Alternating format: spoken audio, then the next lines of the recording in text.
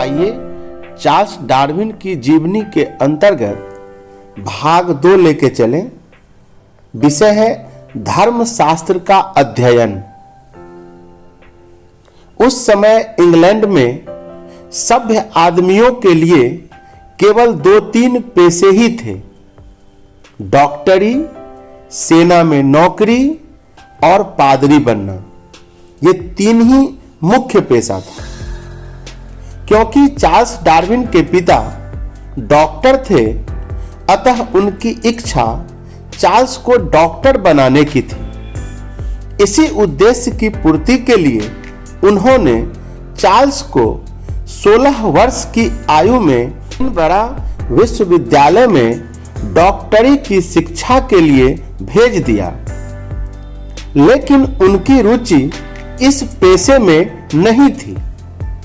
वह पिता के बाध्य करने पर विश्वविद्यालय पहुंच तो गए, लेकिन नियमित रूप से कक्षा में उपस्थित न हो सके। जब जब कक्षा में उपस्थित हो जाते थे तो लेक्चरर की बातों पर ध्यान नहीं देते थे।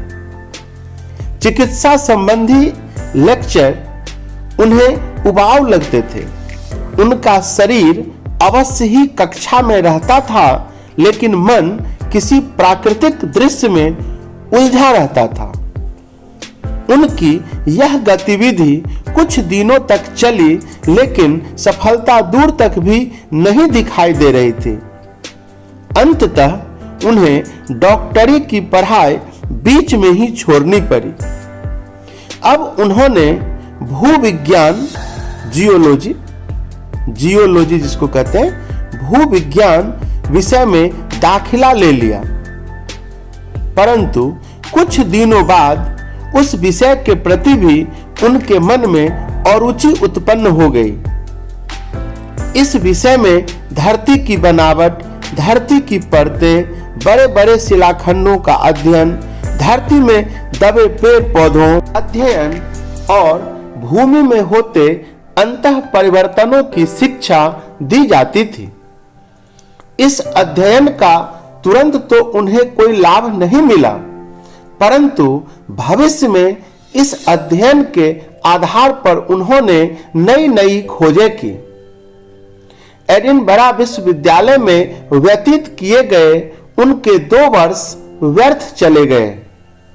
उन्होंने अपने पिता रॉबर्ट से स्पष्ट कह दिया कि न वह डॉक्टर बन सकते हैं और न भूवैज्ञानिक। वह विफल होकर घर लौट आए।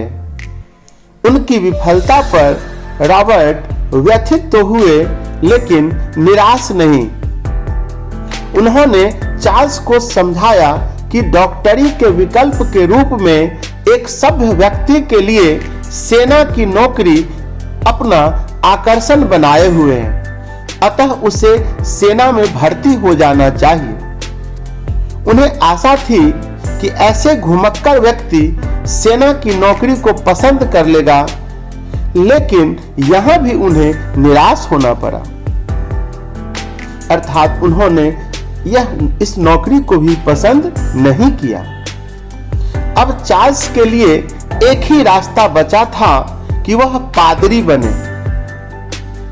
रॉबर्ट ने उनके समक्ष पादरी बनने का प्रस्ताव रखा।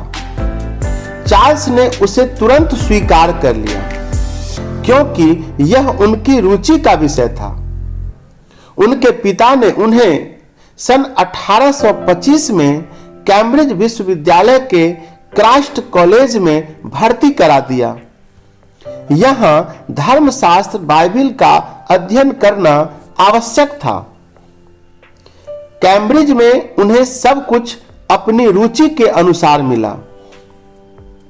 उनकी जैसी रुचि वाले कुछ छात्र भी पादरी का शिक्षण ले रहे थे।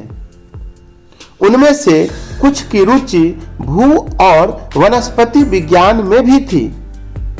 उनमें से कुछ की रुचि शिकार खेलने और मछली पकड़ने के काम में भी थी।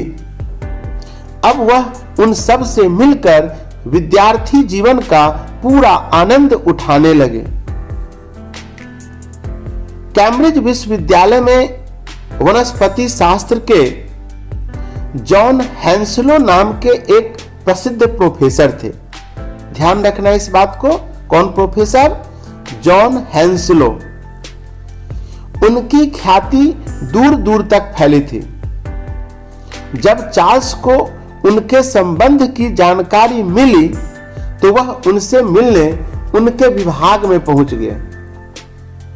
उन्होंने वनस्पति शास्त्र से संबंधित जो बातें प्रोफेसर के समक्ष रखी तो वह चकित रह गए।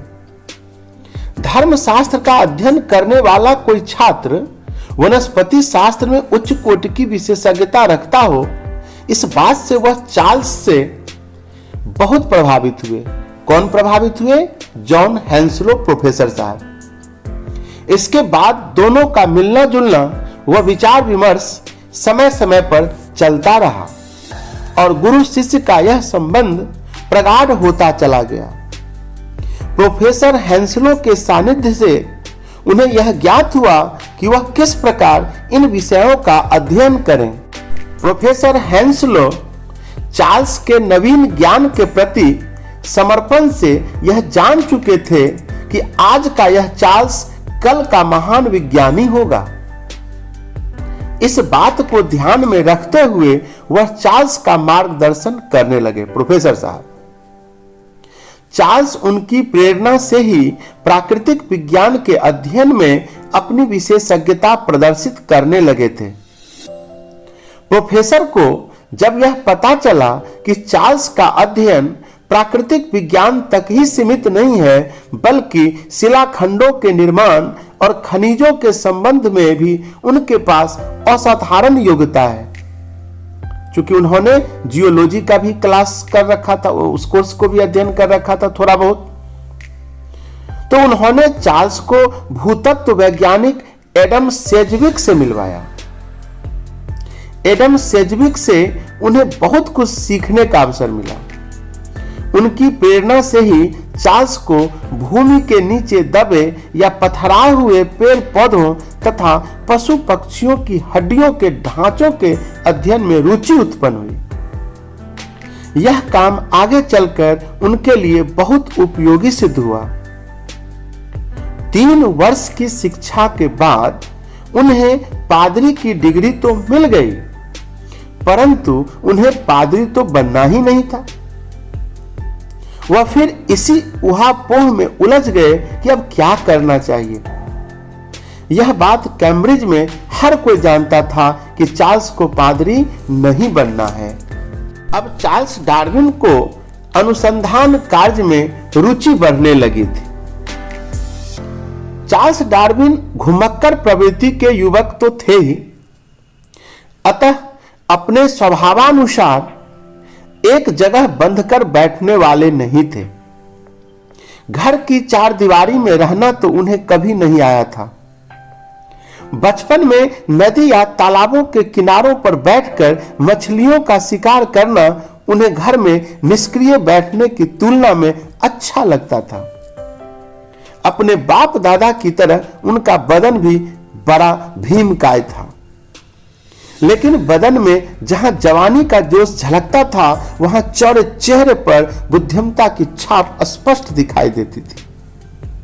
यही छाप उन्हें अपने बाप दादा से अलग करती दिखाई देती थी।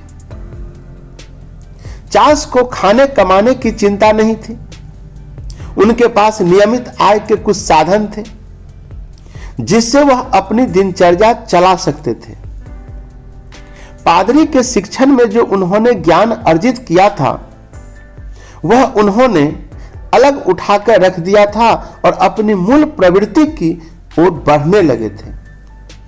उनकी मूल प्रवृत्ति थी कीड़े मकोड़ों और समुद्री जीव जंतुओं की खोज और उनका अध्ययन करना। इस कार्य के लिए वह प्रायः समुद्र के किनारे चले जाते और वहां जीव जंतुओं के नमूने इकट्ठे किया करते थे। जीव जंतुओं के अध्ययन के लिए अब वह अकेले नहीं थे। इस क्षेत्र में अब उनके कुछ नए मित्र उनका साथ देने लगे थे। ये सब युवक एडिनबरा में उनके मित्र बन गए थे। उनमें ग्रांट्स कोल्डस्ट्रीम और आइंसवर्थ मुख्य थे। दो मित्र उनके थे उस समय, ग्रांट्स कोल्डस्ट्रीम और आइंसवर्थ। आइंसवर्थ भूतत्व और ग्रांट्स कोल्डस्ट्रीम प्राणी विद्या के पंडित थे, जंतुओं के बारे में जानकार थे। उनकी वनस्पति विज्ञान में भी गहरी रुचि थी। ये लोग आपस में बातचीत करते और बहस में ज्यादातर समय बिताते थे। तीनों की प्रवृत्ति कुछ नया खोजने की थी, अतः तीनों की वार्ताओं से जो निष्कर्ष निकलता था उसे लेख के रूप में सुरक्षित कर लेते थे। ग्रांट्स कोल्डस्ट्रीम का झुकाव चार्ल्स की तरह कीड़े मकोड़ों और समुद्री जीव जंतुओं की खोज में था। इन कीड़ों के शरीर की रचना में अंतर क्यों है, वह इस बात का अध्ययन करना चाहते थे। वे तीनों प्रायः समुद्र के किनारे चले जाते और वहां उनका कार्य केवल कीड़े मकोड़ों के नमूने एकत्र करना होता था। चार्ल्स अपने इस काम के लिए कितने समर्पित थे, यह एक घटना से सिद्ध हो जाता है। उस दिनों वह कीड़ों की अलग जातियों पर अध्ययन कर रहे थे। वह इस बात में उलझे हुए थे कि भगवान ने कीड़ों की इतनी जातियां क्यों बनाई है।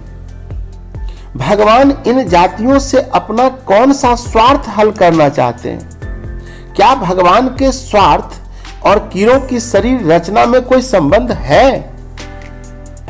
इस बात पर उनका अनुसंधान कार्य चल रहा था।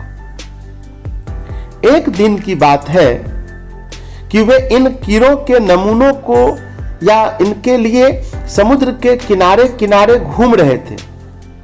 उन्हें वहां एक विशेष प्रकार का कीड़ा दिखाई दिया, इंसेक्ट्स। इस जाति का अब तक नमूना नहीं लिया गया था। उन्होंने इस कीड़े को एक हाथ में पकड़ लिया। थोड़े दूर जाने पर एक अलग जाति का कीड़ा और दिखाई दिया, उसे भी दूसरे हाथ में पकड़ लिया। लेकिन जैसे ही वह आगे बढ़े, एक तीसरी जाति का कीड़ा और दिखाई दिया, लेकिन उसे पकड़ा कैसे जाए, यह समस्या उनके समक्ष आ खड़ी हुई। कीड़ों को पकड़कर रखने का साधन उनके पास नहीं था।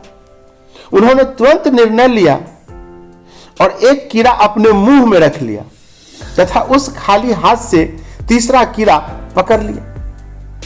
लेकिन मुंह वाले कीड़े ने उनकी जीभ पर काट लिया और इस हड़बड़ाहट में तीनों कीड़े उनसे छूट गए। इतनी जज्बाती थे वो, उसके पीछे इतना भागते थे, इस अनुसंधान के पीछे, कि अपने जिंदगी का भी वो ख्याल नहीं कर रहे थे। कीड़े के काटने से कई दिनों तक जीभ में दर्द रहा, लेकिन वह अपने अनुसंधान कार्य को निरंतर जारी रखते रहे। इस घटना से अनुसंधान के प्रति उनकी प्रतिबद्धता का पता चलता है। लेकिन वह इस बात से चिंतित थे कि इन अनुसंधानों में उनके पादरी के शिक्षण के अनुभवों का कहीं भी उपयोग नहीं हो रहा है।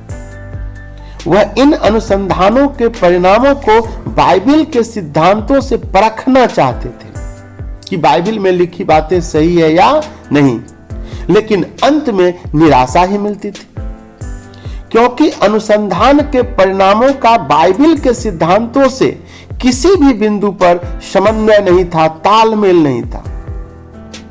दोनों विपरीत दिशा में जाते हुए प्रतीत होते थे। इस बात को देखते हुए कभी कभी वह सोचने लगते थे कि कहीं बाइबिल के सिद्धांत झूठा तो नहीं है, मिथ्या तो नहीं है, क्योंकि विज्ञान कभी मिथ्या नहीं हो सकता, और यदि दोनों के सिद्धांत विपरीत दिशा में जाते हैं तो बाइबिल की मान्यताएं भी मिथ्या होनी चाहिए। लेकिन वह पादरी का प्रशिक्षण ले चुके थे और पादरी की बाइबिल के प्रति अनास्था धर्मद्रोह का ही एक रूप माना जा सकता है। लेकिन अभी वह बाइबिल के प्रति आस्थावान ही रहना चाहते थे। लेकिन उनकी यह आस्था अधिक दिनों तक न टिक सकी, क्योंकि आगे चलकर जब उन्होंने विकासवाद के सिद्धांत की स्थापना की तो इंग्लैंड का पूरा पादरी समुदाय उनके विरुद्ध खड़ा हो गया, क्योंकि विकासवाद बाइबिल की मान्यताओं के विरुद्ध जाता है। अभी तक चार्ल्स ने कोई व्यवसाय नहीं चुना था। वे अब भी एक छात्र के रूप में अध्ययन के प्रति समर्पित थे। जैसा कि छात्रों में विभिन्न शौक लगते और छूटते रहते हैं, चार्ल्स भी इसी प्रवृत्ति से गुजर रहे थे। वनस्पति और जीव विज्ञान में अनुसंधानात्मक कार्य करना तो उनका अस्थायी शौक बन चुका था, लेकिन विभिन्न कलाकारों के चित्रों की प्रदर्शनी देखना उनका एक अस्थायी शौक बनता जा रहा था। वह विभिन्न कलाकारों के चित्र देखने संग्रहालयों में जाते और घंटों उन्हें देखते रहते, फिर अपनी पसंद के चित्रों को घर लाने का प्रयास करते। उनका यह शौक यहीं तक सीमित नहीं था, वह उन चित्रों के संबंध में समाचार पत्रों और पत्रिकाओं में छपी आलोचनाएं पढ़ने में भी आगे रहते थे। फिर उन आलोचनाओं से चित्र के गुण अवगुण की तुलना करते थे, लेकिन उनका यह शौक नितांत अस्थायी था और कुछ दिनों के बाद वह इसके प्रभाव से भी मुक्त हो गए। लेकिन उन चित्रों से वह इतना अवश्य आकर्षित हुए कि कीड़े मकोड़ों के चित्र बनाने लगे। चार्ल्स डार्विन किसी विषय के अध्ययन के प्रति इतने आस्थावान तो नहीं थे कि वह विषय के विशेषज्ञ बन जाते, लेकिन वह मेधावी छात्र अवश्य थे। अन्य छात्रों की तुलना में उनमें यह अतिरिक्त गुण था कि वह अपने मधुर व्यवहार से किसी के भी प्रिय बन जाते थे, क्योंकि वह सही अर्थों में विद्यार्थी थे। अतः अपने प्राध्यापकों से उनका लगाव स्वतः ही हो जाता था। कैम्ब्रिज के जो अध्यापक हैंसलो का घर ऐसे छात्रों के लिए हमेशा खुला रहता था। कैम्ब्रिज के जो अध्यापक हैंसलो साहब थे, इस प्रकार के छात्रों के लिए हमेशा तत्पर रहते थे। जिन विद्यार्थियों से उन्हें प्रेम हो, वे उनके घर बेरोक टोक आ जा सकते थे। उनके घर में अनेक विषयों पर विचार विमर्श होता था। लेख आदि भी पढ़े जाते थे और उन पर टीका टिप्पणियां भी होती थी। डार्विन भी उनके प्रिय शिष्य बन चुके थे। प्राध्यापक हैंसलो उनसे यूं ही नहीं प्रेम करते थे, इसके मूल में डार्विन की विशेष प्रतिभा थी। डार्विन बातों बातों में विषय में इतने अंदर तक चले जाते थे कि नए अनुसंधान की सीमा शुरू हो जाती थी। इस सीमा से आगे बढ़ने पर डार्विन जो विचार व्यक्त करते थे, उन्हें प्राध्यापक ध्यान से सुनते थे और घर आकर लेखबद्ध कर लेते थे। कैम्ब्रिज के दिनों में डार्विन ने कुछ दिन भूतत्व विद्या का भी अध्ययन किया था, लेकिन इस कम अवधि के अध्ययन में वह कुछ अधिक नहीं सीख पाए थे। किंतु बाद में उन्हें काफी कुछ सीखने का अवसर मिला था। भूतत्व विज्ञान के अध्यापक सेजविक महोदय उत्तरी वेल्स की पहाड़ियों पर जाना चाहते थे। वहां उन्हें मिट्टी की किस्मों की जांच करनी थी। अध्यापक हैंसलो के अनुरोध पर सेजविक डार्विन को भी अपने साथ ले गए। यह डार्विन के लिए सीखने का स्वर्णिम अवसर था। उन्होंने जो सीखना चाहा, अध्यापक महोदय ने वही सिखाया। डार्विन तीव्र गति से प्रकृति के रहस्यों को समझते जा रहे थे। इस कार्य के लिए उनके प्राध्यापक तो उनके लिए सहायक थे ही, लेकिन प्रथम बार विकासवाद का अंकुर उनके मस्तिष्क में उनके दादा इरेस्मस द्वारा लिखित पुस्तकें ने रोपा। उनके दादा ने पुस्तक लिखा था, इरेस्मस साहब ने, वो भी उनके दिमाग में हलचल पैदा किया और विकासवाद के प्रति रुझान जगा। उनके हाथ में यह पुस्तक अनायास सी आई हुई थी। इस पुस्तक से ही उन्हें विकासवाद के पक्ष विपक्ष में अनेक बातें पढ़ने का अवसर मिला, किंतु यह पुस्तक कविता में थी। इसमें केवल उनके दादा की विकास संबंधित अवधारणाएं थी, पोस्टुलेट्स। उन बातों के कोई सक्षम प्रमाण नहीं थे जो वैज्ञानिक विषयों के लिए आवश्यक होते हैं। भले ही वैज्ञानिक दृष्टि से इस पुस्तक की उपयोगिता संदिग्ध थी, लेकिन इससे डार्विन को विकास की कल्पना का ज्ञान हो गया और इस संबंध में अधिक अध्ययन की आवश्यकता अनुभव की। डार्विन घुमक्कर प्रवृत्ति के युवक थे, लेकिन उनकी यह प्रवृत्ति अब उनके अध्ययन का एक साधन बनने लगी थी। उन्होंने यात्राओं के अनेक वर्णन पढ़े थे। यात्रा संबंधी अनेक कहानियां पढ़ने के बाद उनके मन में एक यात्रा पर निकलने की भावना उत्पन्न हुई। इस यात्रा में वह प्राध्यापक सेडविक के अनुभवों से लाभ उठाना चाहते थे। जहां उन्होंने सबसे पहले जाना चाहा, वह द्वीप समूह ज्वालामुखियों से भरा हुआ था। ये द्वीप स्पेन के निकट थे और वहां की भाषा स्पेनिश थी। वहां जाने से पहले उन्होंने स्पेनिश भाषा का अध्ययन किया। काफी जिद्दी थे वो। पूर्ण तैयारी के साथ वह वहां चले भी गए, लेकिन बिना किसी के मार्गदर्शन के कुछ न कर सके। उन्हें तुरंत वहां से लौटना पड़ा, लेकिन निराशा जैसी बात उनके मन में नहीं थी। उनकी इच्छा थी कि अब दूसरी बार यदि किसी यात्रा पर जाने का अवसर मिला तो कोई मार्गदर्शक के साथ अवश्य जाएंगे, अवश्य होगा मेरे साथ, उनके साथ जाएंगे। वीडियो लंबा हो जाएगा। अब तीसरा भाग में हम लोग इनकी जीवनी का आगे लेके चलेंगे, जिसमें उनके द्वारा जो बीगल जहाज की यात्रा की गई थी, तो बीगल जहाज की यात्रा टॉपिक लेकर के भाग 3 में हाजिर होंगे। तब तक स्वस्थ रहिए, अपना ख्याल रखिए। बहुत बहुत धन्यवाद।